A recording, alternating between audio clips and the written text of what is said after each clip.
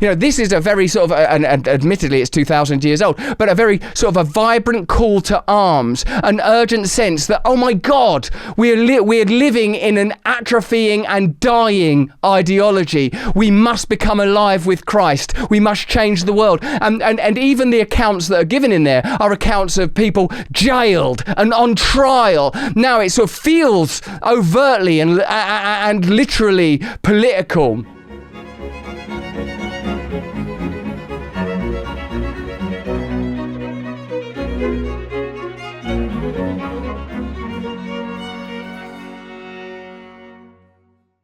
Hey, everybody. I've got a chance today to continue my ongoing conversation with Russell Brand. I want to talk to him today about the collective unconscious and about what it is, because I think we now understand what it is. I'm talking to him about sacrifice as the basis of community, about the distinction between authority and power and logos and power, about the danger of the use of power, about the necessity of the story, about how all that's played out in his own life, about the proclivity of the modern self to identify itself with its whims and desires and passions, and the inevitability that that identification turns into something that closely approximates worship, the idea that something has to supplant that for maturation to take place and for society itself to stabilize and remain productive and abundant. We talk about the call to adventure as a variant of the establishment of relationship with God. We talk about the burden that Christ left on his followers in the aftermath of his death, all of that. So if that's what would you say? Winds your clock. Well, this is the discussion for you. So good to see you, Russell. Thanks for agreeing to talk to me today. It is a great joy to be in your company. Thank you for having me. So I want to run some ideas by you, and I want you to tell me how they echo for you personally and also philosophically. So I think I figured out what the collective unconscious is. Finally. Well, I've been thinking about these large language models a lot and about what they do, because they can obviously mimic human thought at the verbal level quite spectacularly. Now, of course, the woke ideologues have done everything they could to muck them up spectacularly right from the beginning, and we're going to pay a big price for that. But there's still something there that's very, very telling about how we think. So let me lay out the idea, and you tell me what you think about it. So what these models do is map the statistical relationship between you might say, markers. And so imagine that you can tell the difference between a word like, imagine a word BINT, which isn't a word, but it's kind of a plausible non-word. And it's a plausible non-word because the statistical relationship between the letters mimics the likely statistical relationship between letters in a real English word. So it's much more of a word than QNZT. Okay, so now there are statistical regularities between letters that enable us to identify words. And then there are statistical regularities between words in phrases that make sense. And then there are statistical regularities between phrases in sentences and sentences in relationship to one another. And then, say, within paragraphs, and then paragraphs in relationship to one another. And the large language models are trained to map all that. So what that implies, obviously, is something like any given idea is statistically likely to exist in relationship to a certain set of other ideas and not distal ideas. And so if I throw an idea at you, I'm also throwing a network of associated co-ideas at you at the same time. And then out farther in the penumbra are even more distantly associated ideas. And more creative people are going to be able to leap from the center to the distal ideas. We already know that from studying creativity. So the large language models map the statistical association between sets of ideas. That's a good way of thinking about it. You can imagine the same thing happens with images. So if you bring to mind the image of a witch, you're much more likely to bring to mind the image of a cauldron and a black cat, for example, and maybe a spider, maybe a pumpkin. So the collective unconscious would be, take a given culture, the collective unconscious would be the statistical association between ideas insofar as that culture has represented the ideas. And that's mappable mathematically. And so a symbol would be something like it's a set of statistically associated concepts, right? Especially image-laden concepts in particular with regards to symbol. So it's a weight. What the collective unconscious seems to be is the system of weights between concepts through which we see the world. So, and that makes it a real thing. It makes symbols real because a symbol is a network of ideas with a core idea at the center. So, yes, how beautiful.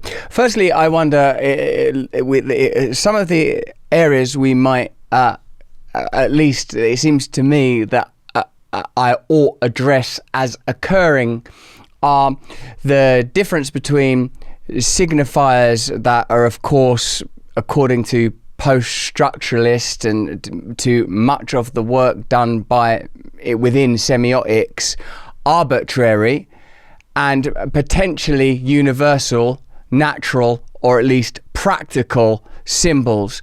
I wonder, for example, about the idea that is it a type of language that a barn full of chicks will respond to the silhouette of a bird when it travels above their heads on a wire in one direction, because when traveling from north to south, the silhouette resembles that of a hawk, but when it travels back along the same trajectory but in reverse, they do not respond because it no longer resembles the silhouette of a hawk. A hawk does not travel in that formation. That is a type of language. There is language within nature. This is the first thought. So you're referring to something. Yeah, okay. So that adds an additional dimension to the model. So then you might say that there are co-occurring patterns of regularity with biological significance that exist in some real sense outside the merely conceptual. And those are probably marked in the fundamental analysis by death, right? Because one of the other things I've been thinking about is that people ask me questions like, do you think God is real? And a question like that always begs the question for me. It's like, well, what the hell do you mean real? Like, what makes something real? And, you could say tangibility, although that's only one dimension of what makes something real. It's like, I think what makes things real in the final analysis is probably death. And in the example you used of the silhouette, which is a very famous example with regard to birds, the silhouette traveling in one direction, that signifies death reliably, right, over a very long span of evolutionary history. And any creature that didn't respond to that silhouette was at a much higher probability of being picked off. So then one of the things you might note, and this is where the postmodernists got things like dreadfully wrong and where the large language models have drifted into insanity. So imagine that there's a statistical relationship between concepts that's, okay, so then you might say, well, what gives that statistical relationship reality? And the postmodern types would say, well, it's just arbitrary cultural construction. But it's not, because there are patterns of relationships between events that are part and parcel of the world per se.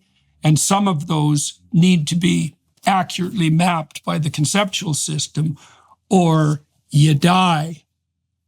And so I would say the ideas that ring most true to us, that grip us in this sort of archetypal way, are ideas that bear directly on our survival, whether we recognize it or not. They strike a chord within us. Here's a good example. We'll shift sideways for a minute. I've started to understand why. So I'm on a tour right now, We Who Wrestle with God, and it's focusing on biblical stories. I'm trying to understand what they mean and then talk about that so other people can understand insofar as I'm able to. And one of the striking meta themes of the biblical library is the necessity of sacrifice, right? And so I've been trying to understand, first of all, what it means to sacrifice. It means to give up something that's desirable for something that's more desirable. It's something like that. It's something higher, and it's higher because it extends over a longer period of time, and it includes more people. And so, like, sacrifice is the basis of community. Well, why? Well, it's obvious, Russell, as far as I can tell. It's like if you're in a communal relationship, which is any relationship, obviously, then you're giving something up that's immediate to you to establish and maintain the relationship, right? So it's a sacrificial gesture. And once you understand that sacrifice is at the basis of community, the question immediately arises, which is, well, what's the most effective form of sacrifice? And this biblical story, Old and New Testament together, is actually an examination of sacrifice per se. It's an attempt to spiral down to the core of what constitutes, well, you might say, the sacrifice that's maximally effective, maximally acceptable to God. But it's something like what sacrifice is by necessity at the core of community. I also don't think there's any difference between that and cortical maturation, by the way. I think they're identical concepts, because as you mature from, hedonistic, power-mad 2-year-old, what happens is that you integrate modes of attention and action that facilitate your longer-term survival, but also your inclusion within more and more complex webs of social community. That's all sacrificial. Good God. Now, there's a lot of Jordan Peterson 101. There's a lot of hits running simultaneously here, JP, because we've already touched on the idea of chaos and the necessary inevitable emergence of patterns within chaos. And it seems that you are positing to a degree that this chaos is analogous to perhaps the collective unconscious, and some of the patterns that are emerging in AI models, even with the biases evident within them, are an indicator of how these patterns emerge within a container. And I suppose to say a container is to indicate that we're acknowledging an absolute. We've moved from this idea of a collective unconscious and patterns emerging within chaos into sacrifice, which is obviously another great Jordan Peterson theme, and as you say, perhaps the overarching theme of the Bible. My contribution to this incredible amount of information that you are relaying, it has to do with where might one's intention carry you, in so much as it seems that in this process of maturation and a personal relationship with sacrifice, how that develops and evolves, it seems to me, is when one starts to acknowledge that there is not, when you use the phrase immediately beneficial, that when we're referring to immediacy, we are talking about both spatial and temporal immediacy, and we might have to consider that when dealing with the sublime, as surely the Bible is, that even these categories are called into question. The most basic and taken for granted categories of any temporal creature will have to be challenged. This perhaps helps me to understand how the ultimate sacrifice as rendered in the New Testament and most, I suppose, would regard as the defining Christian image, the image of sacrifice, can tackle the complex idea of the pact that is made by the sacrifice of the man God. Because as I explore and attempt to understand Christianity more deeply, the nature of the triumvirate, the Father and the Son and the Holy Spirit, and the nature of this pact is something that I'm mulling over, and I feel that the reason I can't reach resolution is because it's irresoluble. Because I ask that when there is absolute dominion and omnipotence, with whom might a pact be made? And I'm starting to conclude that it must be a kind of koan, that, you know, that all is coming from the same source. Okay. Yep. Because otherwise, how can there be a pact? Well, I can tell you a story about that, and you tell me what you think about it. Everyone's talking about how ChatGPT and artificial intelligence are going to change the world. Big tech companies are investing heavily in AI for search engines, but they're also the same big tech companies that determine your search results. That's why I use ExpressVPN to add a layer of protection between me and big tech.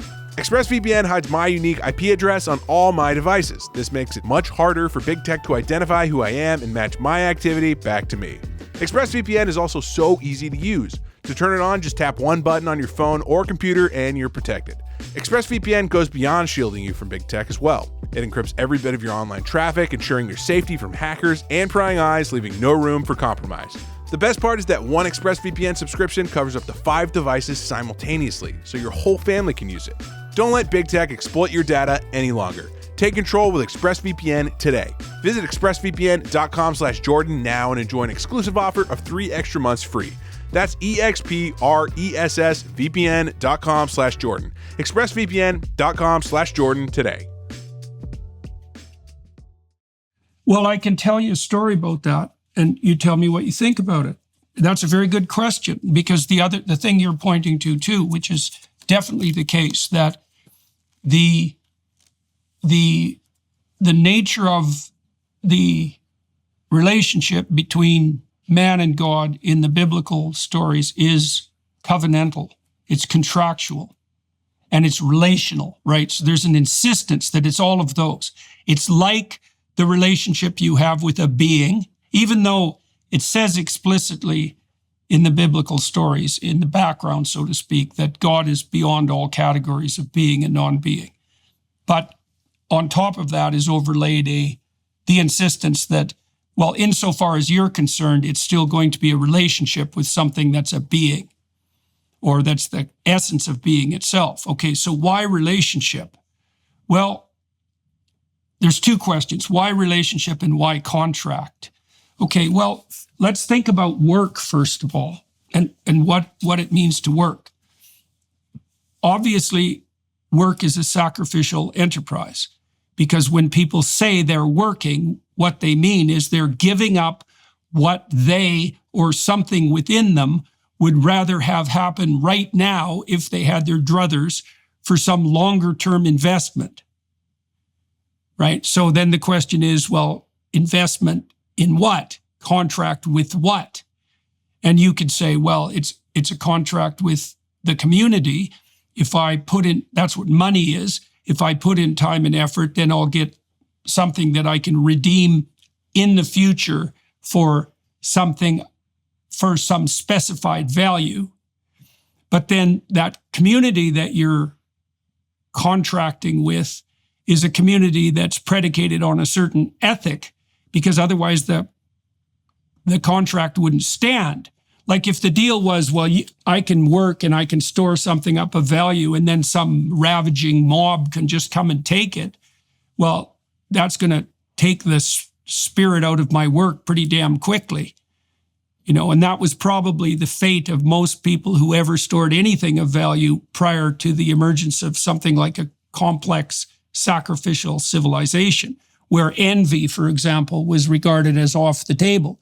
You couldn't just take something that someone had because you wanted it. And so the notion of work itself is the notion of a contract with the future. But the viability of that contract depends on an underlying ethos. Okay, so now let me tell you a story about what that contract, how that contract might be conceptualized. Can you tell me what you think about this? So I've been studying the story of Abraham. He starts out as Abram, by the way, Abram. So he has a different name, which is actually relevant as the story progresses. So Abram has privilege in the modern parlance. He's got rich parents, and everything he needs is right at hand for him. I mean, it begs the question, of course, what is it that you actually need?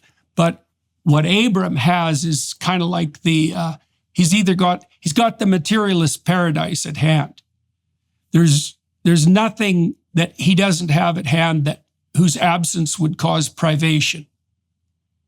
So I would say he's a fully satiated infant. And you can think about that as a notion of utopia. It's the notion of utopia that Dostoevsky criticized, by the way. And what happens to Abraham, he's like 75, and the Spirit of God comes to him. That's how the story lays itself out, and says, look, buddy, you got to get the hell out of your zone of comfort. You have to leave your father's tent. You have to leave your people. You have to leave everything that's made you comfortable, and you have to journey out into the world. And Abram agrees to this deal. Okay, so as soon as he agrees that he's going to forego his infantile comfort, even though he's like 70 by this time, so he's a bit of a late bloomer, God offers him a deal. This is the covenant. And so I think it's a description of the consequences of the full manifestation of the spirit of adventure. So imagine that there's a spirit within you that calls you to a more profound level of development. It's the spirit that you would encourage if you had any sense, if you had in your children, if you had children. You're launching them into the world. You're saying, follow the spirit of adventure. Okay, so God offers Abraham a deal. He says, if you do this and you make the necessary sacrifices, then you'll live a life that will be a blessing to you. That will happen in a manner that will redound to your reputation. So you'll become known, but in a way that, in the right way to become known. You'll become influential and admirable in the proper manner as a consequence of undertaking the adventure. You'll do that in a way that will establish something permanent. So that's a dynasty with innumerable descendants because of the pattern that you're establishing. And you'll do all of that in a way that's maximally beneficial to everyone else. So the case is being made in that story that there's no difference between the direction that the spirit of adventure orients you and the provision of plenty psychologically, socially, and over the longest possible span of time. And that's the covenant. And so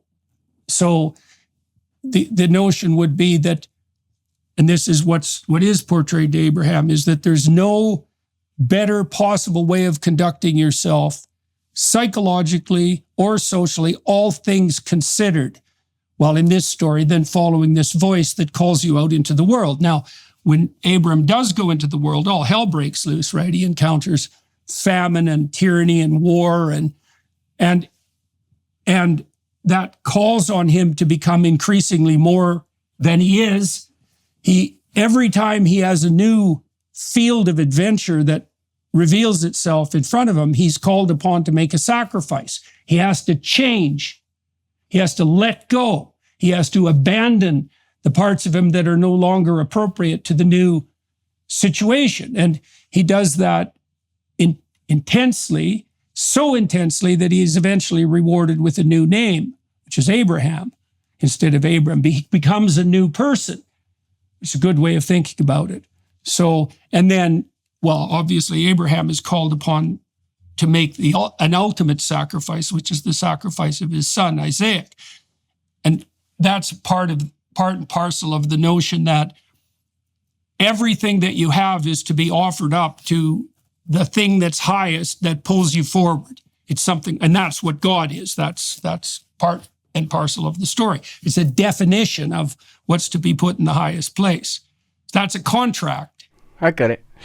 I like the mirroring of Abraham's sacrifice in the Old Testament and the sacrifice of Christ as the apex event in the New Testament, that there is an inversion of that principle. I enjoy too the idea that the endowment of spirit and the spirit of adventure is the maximal principle of a great father. I enjoy this idea very much as well. And I was wondering, Jordan, whilst you were speaking about the values that may entail, because a little earlier when you were talking about money being sort of one of the establishing principles for community and the way that values can be maintained and community can be maintained, and you said it's an expression of ethos and a demonstration of ethos. I feel that one of the contemporary arguments that rages, that you often find yourself significantly and visibly placed on one side of, is the idea that sort of this ethos and these values have become co-opted over time. Now, I know you often talk about how sort of that conservatism versus progressivism is a necessary cultural tension, and you know that many of your detractors and opponents would easily and definitively use the word patriarchy to describe some of these relationships and what they have culturally endowed, and what perhaps they would argue we as men are oblivious to some of the components that are packed into that. What I've come to query is the impossibility of perhaps the equality that it is stated they crave within that framing, i.e. that something that comes from this, forgive the literalism, Genesis, would always have to be expressed in this manner. And to create a paradigm that represented a true expression of the divine feminine, it would have to be a different paradigm altogether. This is interesting to me, bearing in mind what you've said earlier about AI being a sort of a conglomerate, an aggregation that could be mapped onto our understanding of a collective unconscious, i.e. archetypes emerge out of patterns observed over time. But what fascinates me also, because I feel it might be practical, for surely as a theology evolves from the Old Testament into the New Testament, is there a sense, without yielding what territory might be inferred to Islam here, if we were to continue the trajectory to the insisted final prophet, that what we are offered in Acts, for example, in the immediate era after Christ's death and resurrection, is that the kind of divinity endowed by the second covenant, God's reversal, inversion and return on Abraham's sacrifice,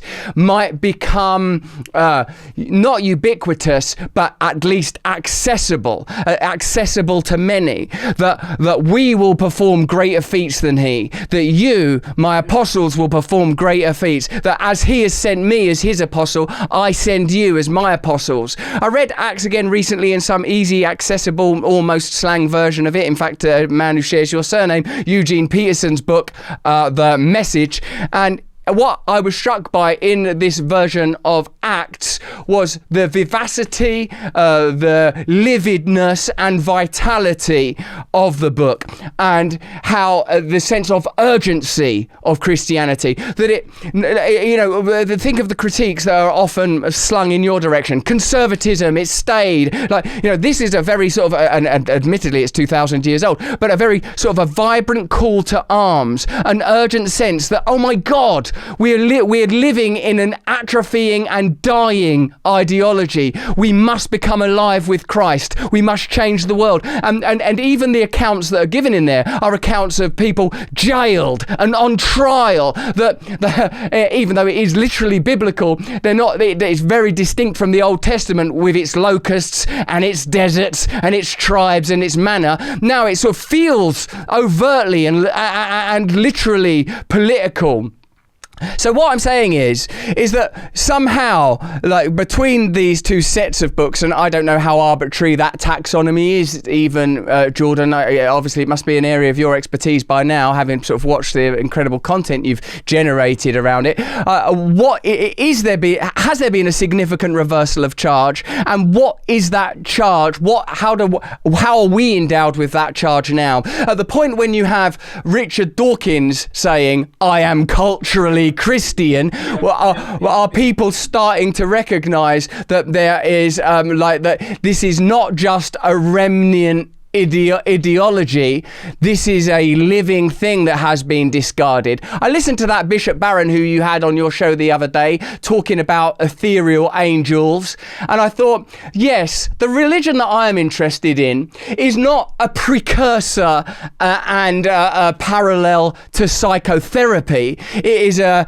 precursor and parallel to quantum physics, helping me to understand, what do you mean when you say self? Who is this self? What do you mean when you say reality? When you say reality, what are you talking about? And is it possible that reality is something that we conjure here as vessels and conduits of the divine, if we have the capacity to somehow in the moment through practice disavow the strong gravitational, literally, pull of the material and the unconscious ethos with which we are continually inculcated by the insidious, nihilistic, albeit glistening culture that attempts to make us all devotees of this new banality. Sleep is the foundation for our mental and physical health. In other words, you've got to have a consistent nighttime routine to function at your best. But if you're struggling with sleep, then you've got to check out Beam. Beam isn't your run-of-the-mill sleep aid. It's a concoction carefully crafted to help you rest without the grogginess that often accompanies other sleep remedies. A bunch of us here at the Daily Wire count on Beam's Dream Powder to knock us out and sleep better through the night so we can show up ready for work the next day. Just mix Beam Dream into hot water or milk, stir or froth, and then enjoy before bedtime. Then wake up feeling refreshed without the next day grogginess caused by other sleep products. Dream contains a powerful all-natural blend of reishi, magnesium, L-theanine, apigenin, and melatonin to help you fall asleep, stay asleep, and wake up refreshed. And with it now being available in delicious flavors like cinnamon cocoa, chocolate peanut butter, and mint chip, better sleep has never tasted better. And today, listeners of this show can get a special discount on Beam's Dream Powder. Get up to 40% off for a limited time when you go to shopbeam.com/Peterson and use code Peterson at checkout. That's shopbeam.com/Peterson and use code Peterson for up to 40% off. Well, when Moses disappears to go find to be given the 10 Commandments, he leaves his political arm behind, right? Aaron. So there's two forces that lead the lost across the desert. There's the prophetic and the political, and Aaron is the political. And in that part of the story, the prophetic disappears, and the political falls under the sway of something like the immediacy of hedonism. So the Israelites immediately turn to worship of the golden calf, and it's something like money. So a calf is obviously calf is in the class of livestock, and livestock is bodies at hand to consume. It's a form of wealth, obviously. And golden calf is the first level representation of that abstractly, you might say. It's halfway to money, a golden calf, but it's still materialistic. Now, when the Israelites start to worship the golden calf and become materialistic, they become concerned with immediate hedonistic self-gratification. Okay, and so then, and it isn't only that they're worshiping the golden calf, they're dancing around naked, drunk, It's a pride parade. I mean, and I'm dead serious about that. I'm dead serious about that. Is the political descends into a pride parade as soon as the prophetic disappears. Well, why? Well, because everyone falls under the sway of the dominion of their immature instincts. You know, when someone says, I want what I want right now, what they're failing to understand is that they've come to a conclusion about what constitutes I. And the I that they're allowing to be constituted is actually the dominion of their instincts. They're reverting to the same sort of behavior that characterizes Abram before his adventure takes place. It's mere hedonic immediate gratification. Now, you might say, if you were progressive, it's like, well, what's wrong with that? And the answer is, well, why don't you put 42-year-olds out in the forest and see how long they last? And the answer is not very long. And the reason for that is because there's nothing in that realm of instinctual self-gratification that's going to be able to propagate itself communally over any reasonable amount of time. I mean, that's why we have communal organization, why we make those sacrifices, is because as you mature, you start to understand that mere whim or mere desire, first of all, is a pretty narrow definition of who you are, especially because it changes moment to moment, just like gender, apparently. Right? It's this shape-shifting. It's actually an a priori decision about what to worship. Like if you're a pagan, for example, and you're polytheistic, for example, all that it means is that it doesn't mean you worship nothing. It means that you identify yourself with your instinctual desires. You define I as whatever desire rules at the moment. That's just a kind of possession, and it's an immature possession, and it can't work because there's nothing in it that's productive. It's all mouth and need and no action and sacrifice. And so there's something wrong about it, fundamentally wrong about it. Something fundamental. That's the land of Peter Pan, right? The boy who won't grow up, who thinks that maturity is nothing but like power and corruption. That's represented by Captain Hook. Now, to give the progressives their due, to give the left its due, of course, that patriarchal structure that is predicated on sacrifice can become corrupted, co-opted, gigantic, right? Lumbering, blind, willfully blind. It degenerates in the direction of power always. So this is a good rule of thumb. And you can think about this in the confines of your marriage or even your relationship with yourself, right? When the proper integrating spirit isn't at hand and operative, then the relationship degenerates in the direction of power. You start to use compulsion. You start to use force. You know, you exchange angry words with your wife and you attempt to force her to adopt the point of view that you think is appropriate. But the fact that that happens continually does not indicate that that's the basis of the relationship. Right? It's not, is power the basis of the relationship? Well, the progressives obviously say yes. They say there's nothing other than power. That's what the bloody postmodernists concluded in the 1970s. And if it's not power, what is it? Well, it's the spirit of voluntary self-sacrifice. That's the antithesis of power. That's clearly the antithesis of power. And then you mentioned, I'll just add one thing, because you mentioned this call that you saw in Acts, which is Christ's insistence that those he leaves behind will do works greater than his. This is also where I see the insipid element of Protestantism in particular, although not only Protestantism, that says, well, all you have to do is say, Lord, Lord, and you'll be saved, right? All you have to do is claim belief in the Christ who's already redeemed us, and then, now you're in the kingdom of heaven. And that isn't what the biblical text indicates. It indicates that those who are left in the aftermath of the resurrection will be called upon to do greater things than Christ himself, which is a hell of a call given the nature of his sacrifice, right? This is no joke. And what we're called upon to do is to participate in that process, right? Fully, or else, and seriously, or else. And I can feel, everybody can feel that nipping at the edges, including people like Richard Dawkins. I may say that when you reach immediately for pride as your example of hedonism, you do yourself no favours, in my humble opinion, sir, because you could just as easily use an example of hedonism and indulgence that doesn't have such overt and explicit connotations when it comes to a particular expression of human sexuality. That's just one point. Let me go on for ages, if you don't mind.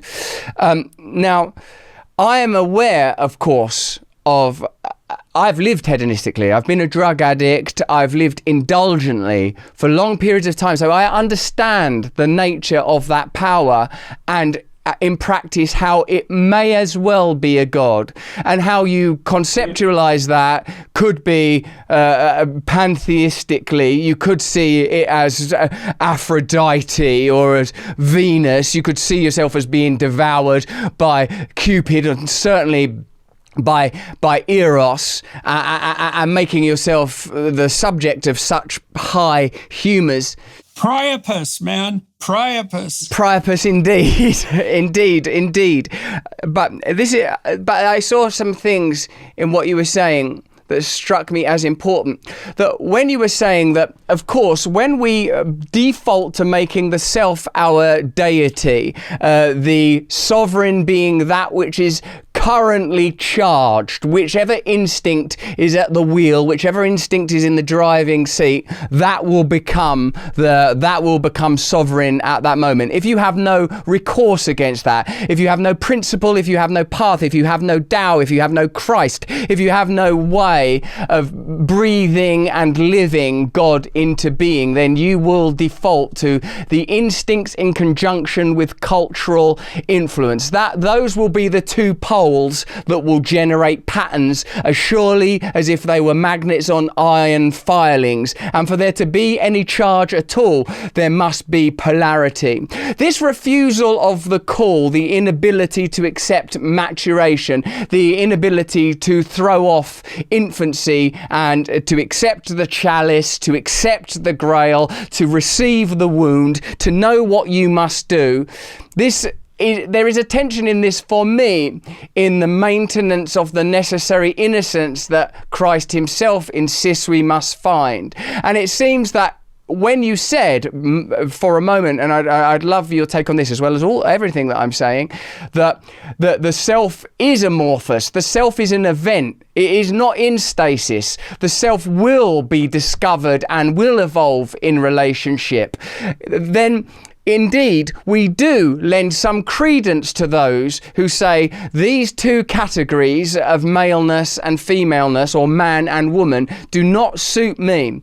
Now, no doubt these ideas, like all ideas, race, distinction, nationality, commerce, have been lent further charge by, I would say, powerful sets that seek to govern and control consciousness itself, that see that as the ultimate terrain, that require, for the perpetuation of their control, the continual flinging of rocks into that pool to prevent something glorious coalescing there, some new unity.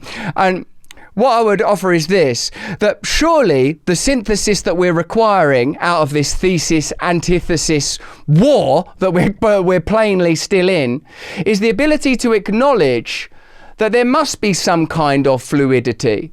There must be some kind of freedom. There must be some kind of acceptance that tradition cannot become a rod to steer, control or prod others, that our religious faith, that our spirituality, that our morality and our ethics must be for the marshalling of our own instincts and designs and desire for power. And you're right, and I always love it, Jordan, when you return it to how are you behaving in your marriage, how are you behaving in yourself. I was thinking about how do I behave in my marriage? with my wife? How often do I tend towards power in irritability, leaning arrogantly into whatever sets of abilities I'll claim for myself in desperation? And God knows I spend significant time there. But because both you and I tend to, as you laid out earlier in our conversation, move from the micro to the macro, to march gladly out to the penumbra to see what might be found there, it leaves us with a kind of, a duty to demonstrate in our conduct that quality of joy and open-heartedness, that quality of good faith. And I feel that perhaps the next marker of our progression might be when we can say, well, what is it that is of value in these ideas that are emerging out of post-structuralism? The sort of this willingness to cast out even nature. Even the body I'm born in isn't me. Nature itself isn't real. To hell with the sun. To hell with Jesus. To hell even with my own chromosomes. Neither the crucifix or the why are of value in the final analysis. And because I've lived there a while, because I've lived continually in indulgence, because I have been so many times humbled, and my humbling continues yet, what it leaves me with is that there is something, obviously there is something in what you have brought into our culture that people were looking for and needed, and I value it and I appreciate it. That's why I apologize when I'm late. Tidy your room, man. Arrive on time. Stand up straight. But there is also something that I am, before I was an Ouroboros, consuming my own self, and now I am more porous, looking for ways to be open to solution. And I feel there is something we have to deliver. I think that there is something that we have to deliver, and I think the fissures and fractures are emerging now. The possibility exists now for even, say, your most vehement and vocal detractors to recognise in you what you have brought to the conversation that is true, and for us to recognise what they have been saying that is accurate, that is correct, that is worthy of being heard. And I would say that sort of if you just casually, maybe out of habit, use pride as the example, that instead of the many heterosexual and normative ways that people are equally indulgent and sort of lost and adrift, and I know those worlds because I've lived there, then I think that we're not affording ourselves a pathway through this that would be beneficial. As your business grows, the workload can become overwhelming. Tasks that used to take a day now take a week. If you're feeling this strain, NetSuite is here to provide relief. 37,000 businesses have upgraded to NetSuite by Oracle. NetSuite is the #1 cloud financial system, streamlining accounting, financial management, inventory, HR, and much more. For 25 years, NetSuite has been helping businesses do more with less, close their books in days, not weeks, and drive down costs.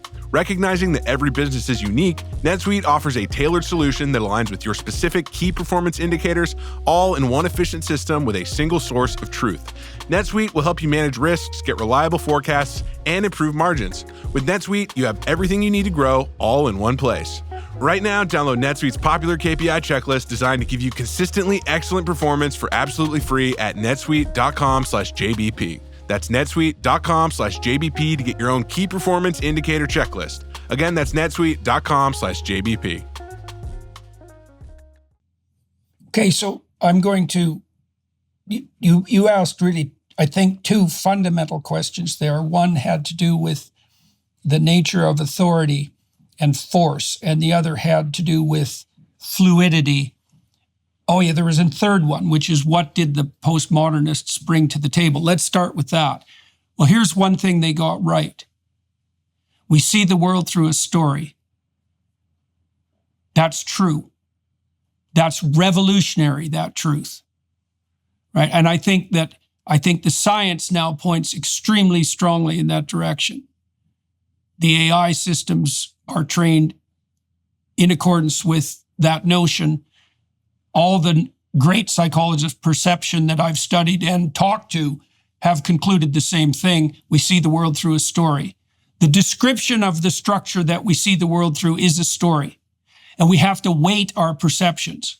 That goes back to that collective unconscious idea that we started with, is that we see the literal things we see, our perceptions themselves are a function of that weighting process. They're a consequence of a narrative process. And so the postmodernists got that right. And that's why we have a culture war in part, because we're trying to work something out that's very deep. We see the world through a story. Is the story one of power and tyranny? Well, the answer to that is, to a large degree, unfortunately, but not fundamentally. And that's where the postmodern lefties go so terribly wrong, because their insistence is that the world is a battleground of power. And there isn't a more dangerous conclusion that you can possibly draw than that. Now, you still have to give the devil his due. So I'm going to consider briefly the story of Moses. Okay, you talked about the rod of authority, right? It's to be used sparingly. Well, Moses is the archetypal leader and the main figure in the Old Testament, arguably speaking. And he has the flaws of the leader, even the prophetic leader. And the flaw is the proclivity to default to power. And he does that quite regularly. In some of Moses' actions are the kinds of consequences and motivations that someone like Dawkins would point to and say, a God who would produce a motivation that evil is not a God that I'm willing to abide by. Now, he says at the same time that he is a cultural Christian. So the situation is complex and people are starting to wake up to that fact. But Moses, his pattern of failure, his Achilles heel, is to use power when he's called upon to use invitation. And this is actually fatal in the final analysis. So in Numbers, which is where the story of Exodus basically concludes, Moses has shepherded his people through the desert, which is where you end up with when your tyranny crumbles, right? You end up in the desert, which is why people don't like to let go of their presuppositions. Anyways, he's shepherded through the desert basically for 3 generations, and they're on the border of the promised land. And the Israelites run yet again out of water, and they prevail upon Moses to intercede with God to provide water. And God tells Moses, there's some rocks nearby. You go tell those rocks to deliver the water. You go speak to those rocks properly, and they'll deliver the water that will save your people. And Moses goes to the rocks, and he hits the rocks twice, not once, but twice with his staff. Now, this staff, this is the rod of Asclepius. This is the flag you plant when you establish new territory. This is the liana or vine that connects heaven and earth.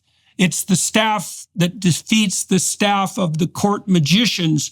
It's the staff that turns into the serpent that eats all the other serpents. This is a major league staff, right? It's the authority of Moses. And he uses authority when he's called upon to use the logos. That's his sin. And the consequence of that is dire. Aaron, so the political arm, dies, and Moses is forbidden from entering the promised land. And so what's the rule there? The rule is, to the patriarch, let's say, the rule is, do not use force when you could use invitation. Don't fall prey to that temptation. Now, the left looks at the patriarchy and says, nothing but force. It's like, wait a minute, guys. Nothing but. That's a bit too extreme a claim. You mean nothing but? It's like, okay, why the hell are your lights on? Look around you. You think all of that's a consequence of force, do you? Think that's all of that productivity, all of that life more abundant, all of that material wealth? You think that's a consequence of nothing but force. You think your marriage is nothing but force. You think your family is nothing but force. You think your community, your friends, all business relationships, that's nothing but power, is it? And why am I supposed to believe that you're not saying that just to justify your own use of power? Because that's how the radicals, that's how they operate, as far as I can tell. It's like, well, the world's just a battleground of power. And the only thing important is who has the rod. And that's a big problem, because no, that's not a solution.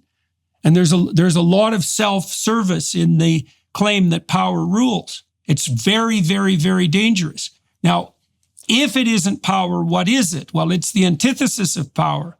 You know, when Christ is the third temptation that's offered to Christ when he's in the desert and he encounters Satan is the temptation of power. And so which he refuses. And so we can derive from that the idea that the pattern of Christ's life is the antithesis of power. And what you see in that life is the constant refusal to use force no matter what, right? And the Roman soldiers make fun of him. They say, well, if you're the Son of God, why don't you come off the cross and lay the landscape to waste, which is at least in principle within the purview of possibility. And the answer is, well, you're not allowed in the final analysis, you're not allowed to use force no matter what. Right, invitation, logos, not force. And that seems to be tangled into this idea of voluntary self-sacrifice as the antithesis of power. Perhaps then, Jordan, what we might explore is something that I think I heard Emmett Fox describe, was that were we to be invited to save but one soul or entire material empires, we ought always choose the soul, and I suppose also in the Bhagavad Gita, choose Krishna above all the artillery and armory in the world and the greatest weapons available. Choose only Krishna, choose always the divine. That if Christ's power is not materially practiced, and yet indeed we find once more at the center of the discourse that word, that concept, power, the word and concept upon which the postmodernists arrived and you say reductively alighted as conclusive, I wonder, might we consider that where this battlefield ultimately resides is internally, for surely Christ's actions indicate that his power is in self-sacrifice and in inaction and in the refusal to implement force. Clearly, when you describe these benefits, if not glory, the practical application and operation of culture and the legacy of the patriarchy of Western civilization, the institutions flawed but yet functioning, it's clearly reductive to say that is naught but force. I suppose yet they may say the benefits are inadvertent consequences only afforded in the same way, just to use an example off the top of my head, that the eventual end of slavery ultimately delivers a workforce that gives you the idea of progress, but still allows establishment interests to operate quite comfortably once the... Well, I don't think there's any reason to dispute the reality of the claim that the fundamental landscape, well, I think the fundamental landscape is good and evil, but right on top of that is tyranny and slavery. Right. So if we go back to the story of the Israelites, if we go back to the Exodus story, you have there the claim that the reality the leader always contends with, always, is the reality of tyranny and slavery at every level. And that's something like a power dynamic. But that doesn't mean that the solution to the problem is that the slaves become the tyrant. In fact, that's a solution that's offered to Moses as a possibility. In fact, the Israelites clamor for it, just like they later clamor for a king. The slaves want a king. Is the slave tyranny dimension or the slave tyrant dichotomy played out in the capitalist landscape? Well, obviously. Obviously. I don't see that there needs to be a dispute about that. As an entry player in the capitalist world, you play out the slave-tyrant dichotomy. And you might say, well, that means the slaves should overthrow the tyrants, right? But that doesn't address the fundamental problem. The problem is, think about it this way. How the hell do you stop being a slave? Well, a slave to what? Well, we could start, you already described this to some degree. How about you stop being a slave to your own goddamn whims?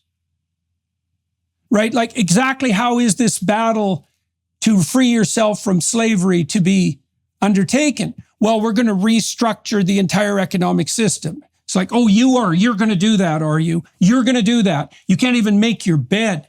You're the prisoner of your own whim. You're a slave to your own desires. There's nothing to you. If you did manage the revolution, the monsters you release would take you out so fast that you wouldn't have time to think, and it wouldn't be pleasant. And we've seen that time and time again. Like, the solution to the slave-tyrant dichotomy isn't political revolution. So you see that reflected again in the Passion story. The mob that's upset with Christ is upset, at least in part, because he refuses to play the role of political revolutionary. And so, because that's not the way out of the slave-tyrant dichotomy. The way out is to stop being a bloody slave. Now, how? Well, I think that's partly the pathway of maturation, isn't it? Is that it's voluntary service to a higher good. It's something like that. This is what God tells Moses to tell the tyrants and the Israelites. And we always get this wrong. We always forget the second half of this. So this is a civil rights shibboleth. Moses tells the tyrant, the Pharaoh, let my people go. That's Martin Luther King, but that's not what he says. He says it 10 times, just in case you didn't catch it the first time. He says, let my people go, so they may worship me in the desert. And that means to establish a particular kind of relationship outside the tyranny, in the wilderness, that, well, it speaks of the responsibility of each person to take on the existential burden of existence, voluntarily, right? To become a locus of authority and responsibility themselves, because otherwise they abdicate that responsibility to the tyrant. And that's not fundamentally a political problem. It has political ramifications, but, like your decision to become a father, that's not a political decision. And your ability to be a good father is also, that's not a political choice. It's something far deeper than that. To the degree that you're a good father, which is an abstract role, hence the name father, you're going to be a conduit for the spirit of, for the benevolent spirit of your ancestors. That's a perfectly reasonable way of thinking about it. You're going to let the spirit of the Father pour through you and occupy you, right? And that's a form of worship and subordination. It's not power. I love it. I love that. Often in my wife, we have a young son, as you know, and I see flashes of the archetype. I see how she is governed by what I suppose Richard Dawkins would call natural processes, but I see beyond that. I see the light that shines. I see behind the behavior, behind the biology. I feel the resonance that she is redolent with the spirit of the ancestors, that she is not just their mother, but she is the mother. How could any woman sacrifice so much? How could any woman continue to provide so unquestioningly and so diligently? I'm struck by several things. It's plain that there is a negotiation, and it seems to me that what you're saying is that the era of this new progressive, postmodern, sort of Marxist, to use your sort of the language that you would use, even if I would sort of query that language, there is a negotiation, and that negotiation, of course, must involve power. I'm struck that what Moses carries out politically against a sort of another king, an alternative king in the Pharaoh, and as the head of a tribe, Christ carries out as an emissary alone and in the desert. There are parallels. The desert is a parallel. The adversarial nature of the sort of combat, there is a parallel there. But in these distinctions, I suppose there must be information, given that we are operating on the assumption that this is operating, as this is your term, as a library and sort of as a progressive discourse that's deliberately trying to induce a state. And perhaps it's the states that we're describing quite simply in the father, the mother, a role that may be useful to us. And what I feel is, what I feel... The hero. A hero, yes, to be worthy of the term. And what I feel like is important now, certainly what feels important to me, is what is it that I am to revive? How is it that I will continue to incline towards this ancestral greatness? What is the duty, and how might the power of Logos impact reality differently than force? And it's extraordinary. So let me ask you that specifically. Like, you're quite the wizard of words now, and so you have that as a gift. Now, you've detailed out your subjugation to the land of whim, let's say, and now you have this podcast, you have a public presence. You've been vouchsafed that. This is your podcast. I'm in your podcast right now. This is your podcast. So now we're getting somewhere. When it becomes an absolute amorphous podcast where the father and son don't even know, because the spirit is so abundant and all immersive that we don't even know who's Moses, who's the Pharaoh, who's Jesus, who's the serpent. Now we're getting somewhere, baby. Well, so it seems to me it's all of our podcasts, Russell. So it seems to me that the simplest place for people to start with regard to finding their pathway forward is to be very careful with their words. And I want to know something personal from you. It's like, I believe that what you're doing on your podcast is attempting to find your way forward carefully. You're investigating and exploring, and that's the answer to the question about amorphous identity. It's like the people who push forward the notion that identity is fluid. That's the case if you're progressing forward in exploration and trying to expand your domain of responsibility, let's say.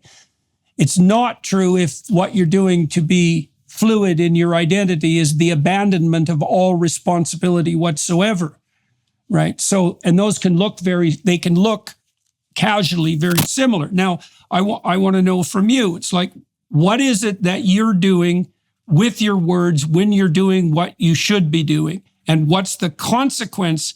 What's been the consequence of that for you and for your reputation and for what would you say, for your dynasty and for everyone else? It's the same Abrahamic question. If you use your words properly, I mean, first of all, do you? If you do, why? When you do, what happens? How do you know when you deviate from that?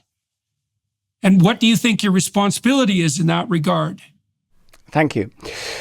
The prayer of Jabez, I think in Chronicles 2, oh, that you would bless me indeed and enlarge my territory, that your hand would be with me, that you would keep me from evil. I feel that with words... That's a good one. Yeah.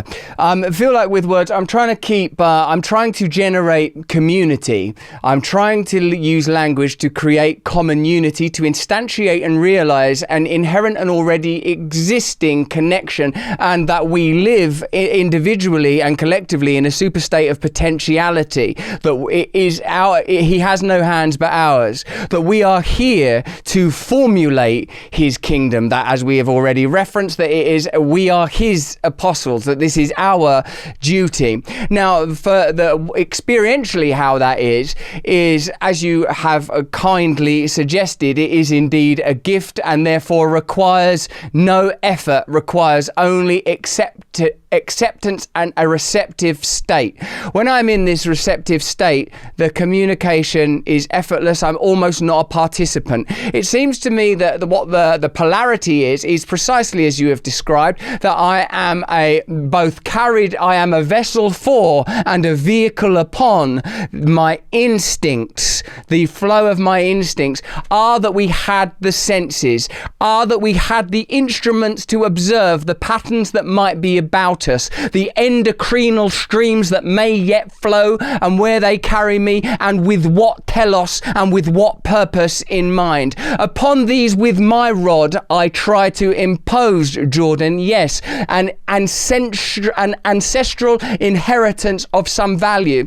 And the battleground for me is the inculcation of this ego. It was very, very well done by the culture. The raw material of the appetites was, they did good work with this clay. So easy if you feel a continual lack, as one might if you have not yet been shown a path to God. So easy to worship their herd of golden calves that they lay before you, and all of the bounties that are on offer. It seems to me that it isn't, and this is from what I have learned from other alcoholics and addicts that walk the path ahead of me, that it isn't the external stimulant that must be addressed and overcome. No, it is the receptive pole. It is the coordinate. It is the inner coordinate that must be overcome. And I see what you mean now in the difference between the use of the staff and logos. And I imagine you're using that word because there is no perfect English interpretation available for it. And this kind of active awareness, this kind of active presence, making ourselves, as I try in the rosary, to imagine the vibrant nothingness, to feel the vibrant nothingness, and here within the vibrant nothingness is the Sacred Mother, and it is her that I petition that she may convey to her son the God that she grew in her belly, that I pray to be forgiven, but not me as an individual, but me just as one more sheep, just as one more member of the flock. If I can overcome the appurtenances of my identity that I have been adorned with and self-adorned, that I have ornamented endlessly, that with the brush lent to me by the culture, with the lacquer that I've squeezed out of every gland, applied to fortify this shibboleth of self. If I can somehow overcome that, and where might I overcome it but in the present? Where but the present? Where but the as you say, the message of Christ, the absolute refusal to use force, that the higher will might be engaged, that the higher purpose might find its fulfillment. The challenge, Jordan, that I would offer you, inquiry rather, sir, is that the acceptance that what is happening is God's will, that the suffering is God's will, that to let it go to work on you, that the opposite, as I was taught recently, the opposite of faith is not doubt, the opposite of faith is certainty.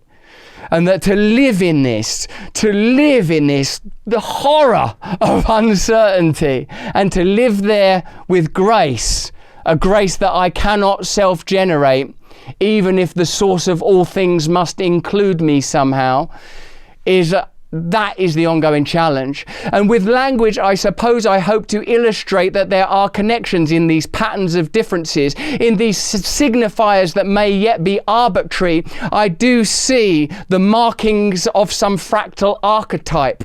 Perhaps the success of the language that we're currently using is meritocratic, maybe in its jagged consonants and flowing vowels, in its labial fricatives, in its linguistic grace. There is something akin to truth emerging if we will just allow it. Well, so let me ask you something that's more personal than this is my observation, and you tell me if it's accurate. So you've talked about being spectacularly successful in the land of hedonistic whim, let's say, and you've discussed, well, you were kind of an icon for that, right? And a model for that even. And so, you know, you're emblematic of that, of the success of that approach, but that didn't work for all sorts of reasons. And so it seemed to me that you wandered out of that landscape into a kind of amorphous mysticism, but that's become more targeted, and it's become more targeted in the Christian direction recently, particularly perhaps in the last year. Is all of that accurate? Yes. Is there any? Okay, that is accurate. Okay, so what do you make of the fact, and you talked about the rosary specifically just now, what do you make of the fact that that journey out in the desert of mysticism, let's say, is well, I think the same thing is happening to you in some ways that's happening to people like Ayaan Hirsi Ali and to Neil Ferguson and to Douglas Murray and to Tom Holland and also to Richard Dawkins, is that there's a recognition emerging that there's something in the midst of the mystic, let's say, down in the depths of the metaphysical, that speaks of something that's much more Christian than any of us would have possibly imagined, let's say, 15 years ago, or even a year ago, for that matter. And I'm wondering how that's making itself manifest specifically in your life. Like, how is this mysticism that's obviously part of your nature, that was probably what was pulling you, at least in part, in the hedonistic direction to begin with? That was somewhat desire for communion with the spirit of Dionysius and Bacchus, you know, like there's a call to self-transcendence in a kind of radical hedonism, that's for sure. And so it's just not the optimal ground, let's say. It might be better than rank cowardice, however. Yes. You know, it was William Blake who said, wisdom through excess, and there's something to be said about that. And that's also echoed in the tale of the prodigal son, by the way. It's something to wander in the vast wastelands of the hedonistic world successfully and then come home. There's something to be celebrated in that, even though you're going to pay for your bloody sins, that's for sure. Even though they may have been necessary and even desirable in some bizarre sense. So in your life at the moment, it looks to me like you've taken a Christian tilt. Like, what the hell do you make of that? And how do you know that that's just not another form of self-aggrandizing falsehood? Well, you know, just when you think you've thrown the devil out. There he is again, all dressed up. Yeah. But somewhere to go. Well, you know, I see Joseph Campbell as a kind of a sort of deputy to Jung's principle, and I like how Campbell says, in the end, you might likely explore the native ideology and theology. Now, I know that's sort of somewhat fast and loose, given that I'm in Northern Europe, and the Nazarene was hardly springing forth from Essex Greys on the Thames side. Right, an important point to make. Western, it's like, yeah, not exactly. Yes. How it has felt, almost as if something that felt so parochial and prosaic because of the delivery systems of it's ordinary, it's abundant, it's these grandmas at a bus stop, it's the drab intonations of a vicar in a parish, it's the apologetic Church of England, and I'm not attacking the Church of England, but where you feel that they might almost be afraid to mention God in there for fear of stepping on somebody's toes. He's in the broom closet. He's underneath the mop. So, yes, definitely. So, because it felt so sort of, local, like this figure of Christ, what it's felt like is, it's you. He's always been there. He's always been there. There is something in this that is not, that as you obviously are exploring as well as rather beautifully illuminating for us, there's something in these texts that is about inducing states. And whenever ultimately a rational idea issued through language, poetics, through poetics, when you induce a state beyond what is literally encoded, when you invite somehow that you reach beyond what is presented linguistically, it seemed to me somehow that in returning to this, in returning to the Bible, in returning to Christ, indeed it does feel like a return, doesn't it? Rather than a novel discovery issued at the shore by a missionary who doesn't know whether he's going to get a pat on the back or a cauldron to swim in at high temperatures. It's felt to me like this has always been here. This has always been here.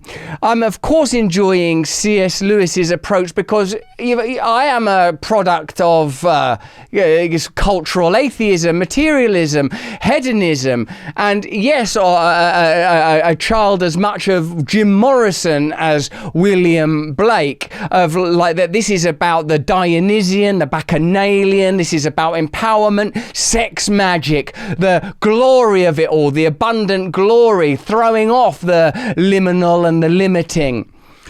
And of course then one arrives one day at the terrible conclusion that there's nothing there, and perhaps only then indeed that's why Jim Morrison died right at 27, which seems to be the fate of many enthusiastic Bacchanalian geniuses. For surely there must be a death. For surely there must be a death. Hopefully you don't have to kill the host.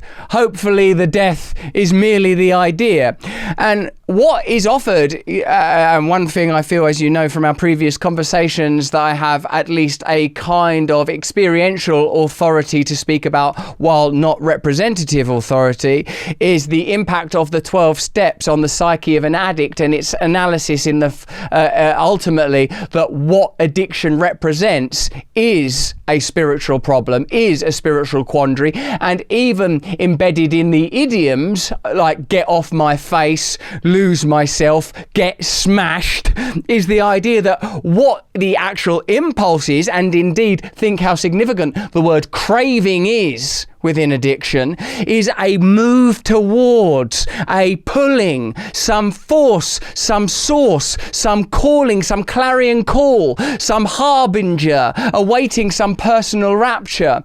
The problem is, of course, living as we do in a context that ultimately offers you as the end goal through materialist and rational analysis that you might become just this type of a person in this type of a society. Something important is lost, and those things are explicit in the texts that undergird 12-step practice and philosophy. It is plain that they are talking primarily about, and I've said to you before, but I'll say again, that Jung was a key influence on the founders of that movement, curiously, along with first century Christianity.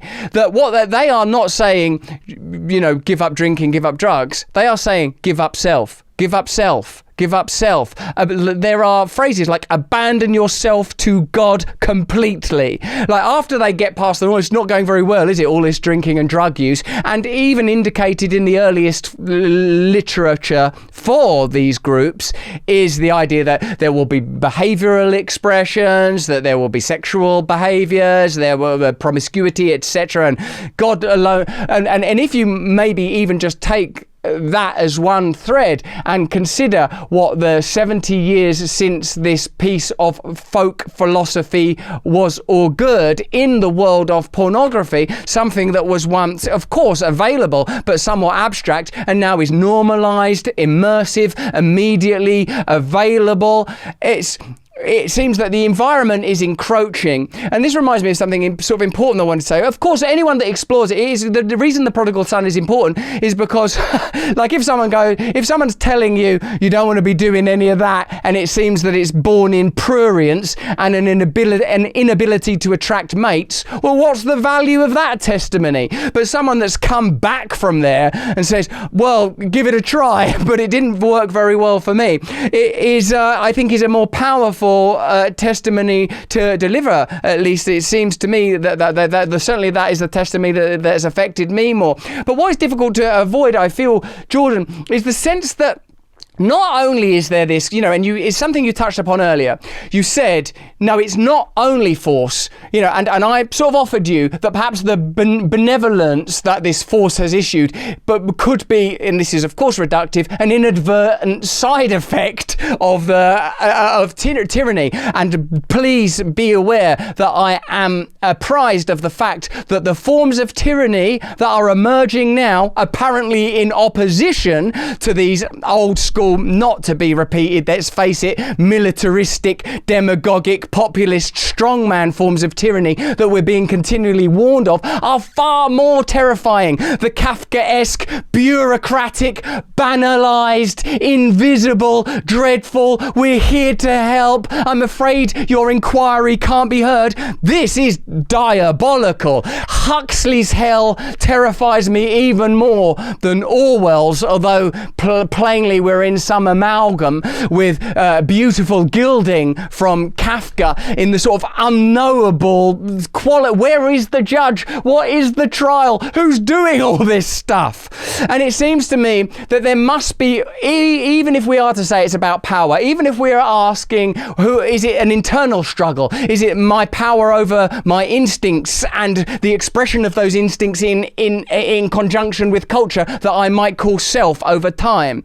There seems to be some other agent. There does indeed seem to be a serpent. There do indeed appear to be fallen angels. There do indeed appear to be ulterior forces at work. For I am struck that when I was an emblem of this culture in my hedonism, I was gloried and made much of. And when I say there is something else, we must move towards God. This is when the culture comes alive. This is when the spotlight shines. This is when the knock at the door comes. This is when forces are marshalled. It seems to me that someone must have been telling lies about Joseph K. All right, sir. Look, I'm gonna close on that. We'll obviously continue this conversation. How could it ever end? Yeah. How's your son? He's doing so marvelously well. It's just beautiful. What it's done to the family dynamic, this child. Again, to see my wife mother him so beautifully, to reaffirm my connection with my two daughters, to experience the, bloody hell, man. Like, I tell you, to see your son on a slab with what appeared to be, they might as well have been sort of Mayan priests, these giant anaesthetists, before they carve open his thorax with the happy intention, of course, of saving his life. It feels biblical indeed to be confronted with that. It gave me moments to a mother weeping for her child, the hopelessness, the despair. And of course, this was within the tundra. This was within the tundra of what amount to lies. And my God, Jordan, my God. You know, this might give you an indication why someone might go scurrying somewhat keenly towards Jesus. Hey, I got a book for you. Yeah? Read The Sacred and the Profane by Mircea Eliade. Yes, sir. Yeah, he was a big influence on Campbell too. And Eliade is a real genius. He's a real genius. Very short book, punchy as hell, deadly book. He's got about 6 or 7 that are very much worth reading, but that's probably top of the list. The Sacred and the Profane. Yes, sir. Next time we talk, we can talk about it. All right, that'd be good. Right, man. Hey, I love you. Nice Thank talking you. to you, Russell. My love to Hang in Tammy. there. Yes, sir. My love to Tammy and to your children, and thank you. All right, sir.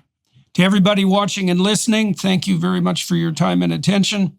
To the Daily Wire Plus people for making this possible, that's much appreciated. To the film crew here today in Tulsa, Oklahoma, that's where we are. Thanks for your help. Russell, we'll talk soon. Thanks for chatting today.